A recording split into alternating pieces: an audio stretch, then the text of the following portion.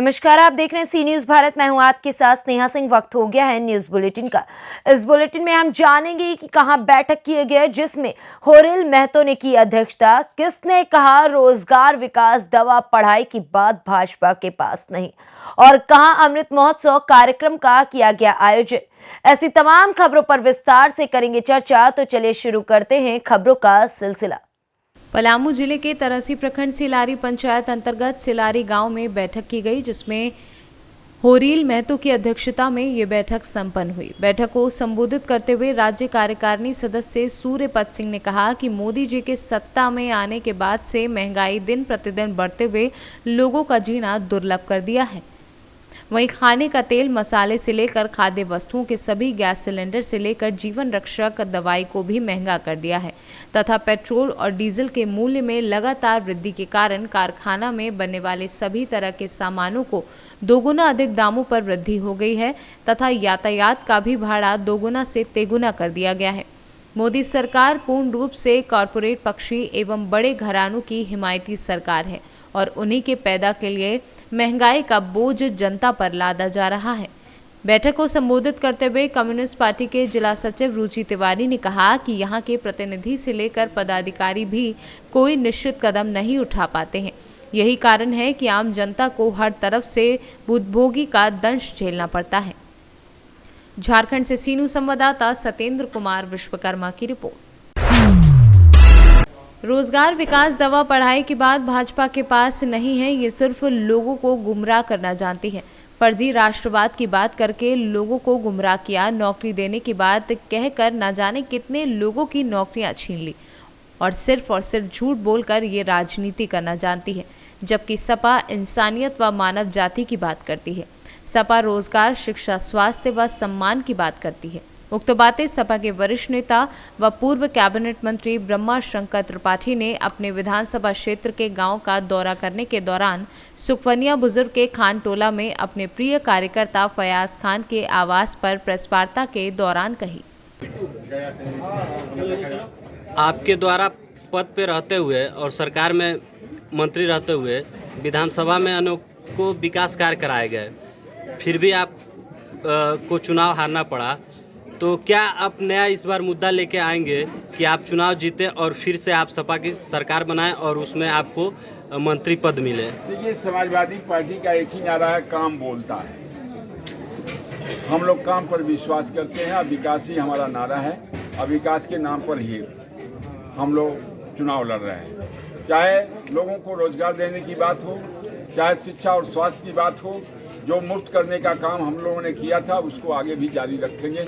ये इसी को मुद्दे को लेकर हम लोग आगे चलते हैं। बेरोजगारों को रोजी देने का और पूरे प्रदेश के जो 300 यूनिट बिजली फ्री देने का काम हमारी सरकार, हमारे नेता ने कह दिया है, तो उसको कथनी करने में कोई अंतर नहीं है। हम लोग करेंगे, उसको पूरा करेंगे। मंत्री जी, इस समय कुशीनगर में सपा कुशीनगर विधानसभा में 2 भागों में बढ़ती हुई नजर आ रही है, इस पे क्या कहेंगे? समाजवादी पार्टी एक है, 2 भाग में नहीं है, एक है।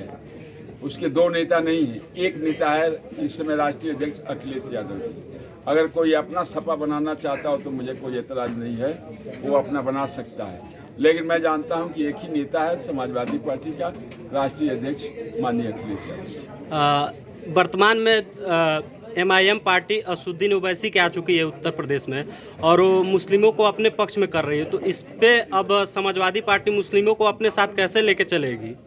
देखिए, हमेशा इंसानियत पर हम लोगों ने राजनीति किया है। हमारा इंसानियत ही धर्म है समाजवादी पार्टी का, और इंसानियत को लेकर ही हम लोग आगे बढ़ते हैं। हम किसी एक जाति और धर्म के नहीं बल्कि इंसान जाति के लोगों के लिए काम करते हैं। सपा सरकार में अनेकों विकास कार्य हुए, जैसे कि लैपटॉप वितरण योजना हुआ, कन्या विद्या धन योजना हुआ, बेरोजगारी भत्ता हुआ, तमाम विकास योजनाएं हुई, इसको नकारा नहीं जा सकता है। लेकिन फिर भी सपा को मुंह की खानी पड़ी, तो सपा क्या नया लेके आएगी इस बार कि उत्तर प्रदेश में सरकार बना पाएगी? देखिए, ये जो भारतीय जनता पार्टी है मदारी है। लोग डमरू बजाते हैं, लोग इकट्ठा हो जाते हैं और भभूत बेच के चले जाते हैं, भले उस पुड़िया में कुछ न हो। तो विकास के नाम पर तो उनका कुछ हो ही नहीं है। कुछ है ही नहीं है। लोगों को भ्रम में डाल दिया राष्ट्रवाद के नाम पर, पूरे देश को बदल दिया, माहौल बदल दिया, लोग जुनून में आ गए, लोगों के एहसास हुआ चुनाव। कुशीनगर से सीनू संवाददाता सुरेंद्र प्रसाद गौड़ की रिपोर्ट। उत्तर प्रदेश के जनपद लखीमपुर खीरी के अंतर्गत थाना संपूर्ण नगर के अंतर्गत आज 4 दिसंबर को विद्यालय पीटीएल संपूर्ण नगर में वंदे मातरम गान हुआ। विद्यालय के टीचर, स्टाफ एवं नौनिहालों के साथ इस महान कार्य में सम्मिलित होने का अवसर प्राप्त हुआ। देश की माटी के लिए, राष्ट्र की सुरक्षा के लिए, राष्ट्र की अस्मिता के लिए ऐसा प्रतीत होता है कि जब देश हमें देता है सब कुछ, हम भी तो कुछ देना सीखें। चंदन है इसे देश की माटी, आओ इसे प्रणाम करें। विद्यालय के अध्यापकों के साथ वंदे मातरम और भारत माता की जय कार्यक्रम में सम्मिलित होना बड़े ही सौभाग्य और गौरव की बात है। राष्ट्र को पुनः विश्वगुरु, पुनः सोने की चिड़िया बनाए जाने को लेकर संकल्पित उन सभी देशवासियों के साथ पूर्व जिला पंचायत अध्यक्ष राजेश भास्कर का अभिनंदन हुआ। लखीमपुर से सीनू संवाददाता दिलीप कुमार जायसवाल की रिपोर्ट। निवाड़ी जिले के नेगुआ गांव में तेज रफ्तार का कहर देखने को मिला है, जहां तेज रफ्तार इनोवा वाहन और बाइक में आमने सामने जोरदार भिड़ंत। हादसे में एक व्यक्ति की मौके पर ही दर्दनाक मौत और एक व्यक्ति गंभीर रूप से घायल। Jhansi medical refer. पृथ्वीपुर थाना क्षेत्र के नेगुआ गांव की घटना, जांच में जुटी पृथ्वीपुर पुलिस। पृथ्वीपुर से सीनू संवाददाता मनोज निराला की रिपोर्ट। कायाकल्प स्वच्छ अस्पताल योजना 2020-21 के तहत सीतापुर सामुदायिक स्वास्थ्य केंद्र को पूरे प्रदेश में दूसरा स्थान हासिल हुआ है। इस उपलब्धि के साथ ही सामुदायिक स्वास्थ्य केंद्र को शासन द्वारा नकद पुरस्कार के रूप में 10 लाख रुपए प्रदान किए गए हैं। इस संबंध में बीएमओ डॉक्टर अमोश किंडू ने बताया कि सामुदायिक स्वास्थ्य केंद्र को पूरे प्रदेश में दूसरा स्थान हासिल होना हम सभी के लिए बड़े गर्व का विषय है। ये उपलब्धि टीम वर्क के जरिए प्राप्त हुई है। इसके लिए सुनियोजित तरीके से सभी ने मिलजुल कर काम किया, जिसका परिणाम प्रदेश में दूसरे स्थान के रूप में मिला है। हम कुछ अंकों के लिए प्रथम स्थान से चूक गए, इस बार कोई कसर नहीं छोड़ेंगे और इससे बेहतर करेंगे ताकि अगली बार पूरे प्रदेश में पहला स्थान हासिल कर सके। सीतापुर से सीनू संवाददाता आलमीन अहमद की रिपोर्ट। बिहार दरभंगा गौरा बोराम ग्राम पंचायत राजनैतिक मुखिया प्रत्याशी कमलमुखी देवी व उनके प्रतिनिधि ने सीनू संवाददाता से खास बातचीत की। वहीं अपनी पंचायत में विकास की बातों को लेकर चर्चा की। बिहार दरभंगा गौरा बोराम अभी हम आए हुए हैं, जरा जनप्रतिनिधि लोगों से बात करते हैं कि क्या शुभ नाम हुआ और किस पद के प्रत्याशी हैं। सी न्यूज़ में आपका स्वागत है मैडम। कमलमुखी देवी। अच्छा, आपकी नाम? कमलमुखी देवी। किस पद के प्रत्याशी हैं आप? मुखिया पद से। ग्राम पंचायत नंद गौरा बोराम दरभंगा जी। अब जरा आप इनके प्रतिनिधि से बात करते हैं कि क्या शुभ नाम है आपका? शुभ नाम? मेरा नाम अमित कुमार यादव। आप इनके प्रतिनिधि हैं जी। आप लगातार जनसंपर्क कर रहे हैं, क्या सुनने को मिल रहा है? सुनने को यही मिल रहा है कि इस बार बदलाव चाहिए और जितना भी युवा है मेरे साथ हैं, हर वर्ग के युवा मेरे साथ हैं। यदि आपके पंचायत में कौन कौन से जन समस्याएं हैं?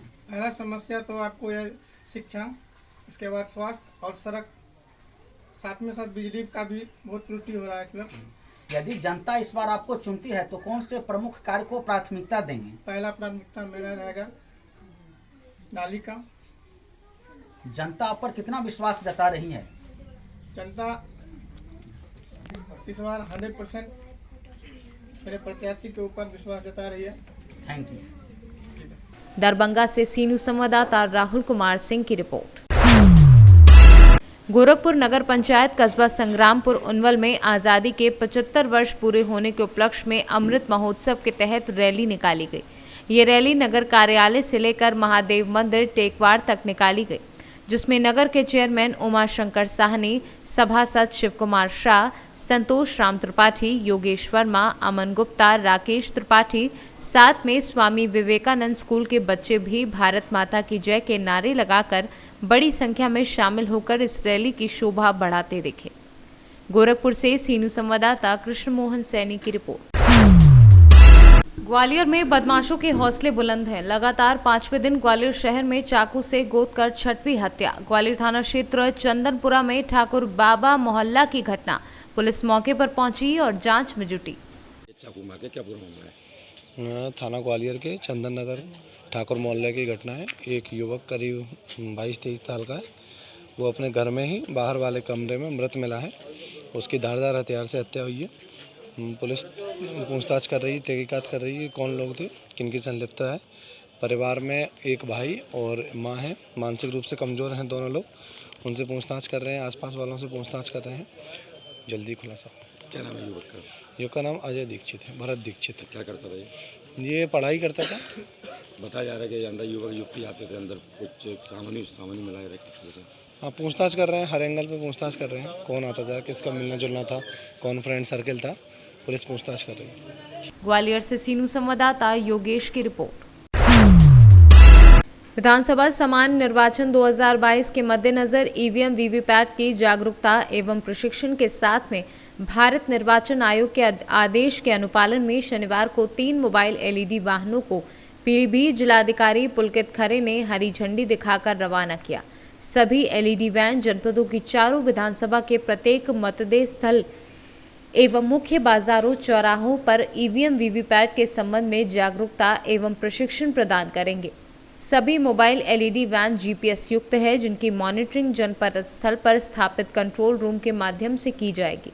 साथ ही प्रत्येक वैन के साथ संबंधित विधानसभा के नोडल अधिकारी, मास्टर ट्रेनर एवं सशस्त्र सुरक्षा गार्ड तैनात रहेंगे।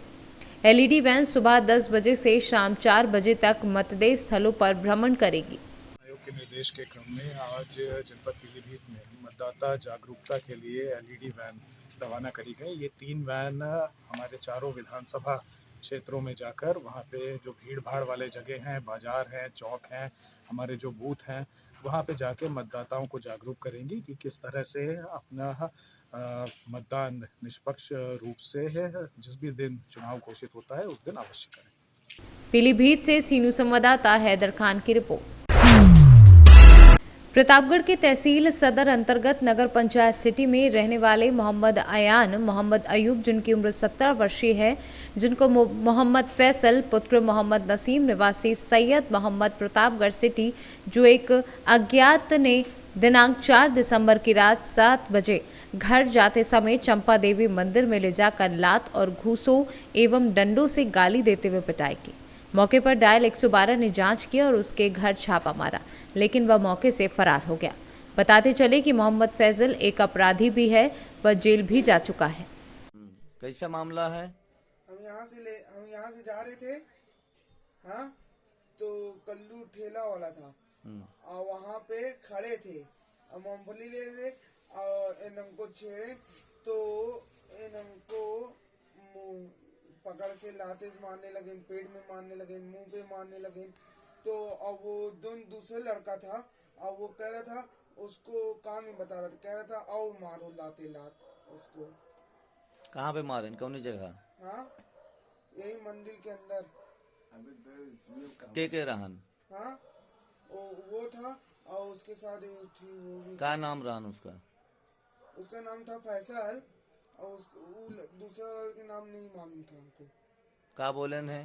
और वो कह रहा था मुंह बंद करके मारो और चुप्पे से मारो, वो दूसरा वाला बता रहा था उसके कान में, और कह रहा था आवाज ना आए और उनके दुकान में बैठे और कोई सुन ना पाए और आवाज भी ना आए। कैसे मारे हैं? लेटान पहले तब पकड़ के पेटे पेट मारे और घुसा मारे और लाते लात मारे। कैसे चोट लगी सर में? हाँ, वो और लेटा के मुंह पे एक लात मारे तो ईटा पे लड़ा यहाँ पे, अब गुल्ला निकला है। और नाक पे कैसे चोट लगा रहा? हाँ, नाक पे हमको घूसा से मारे तभी हुआ। प्रतापगढ़ से सीनू संवाददाता शालिक राम मौर्य की रिपोर्ट। फिलहाल इस न्यूज बुलेटिन में बस इतना ही। देश विदेश की ऐसी तमाम खबरों को देखने के लिए बने रहें सी न्यूज भारत के साथ।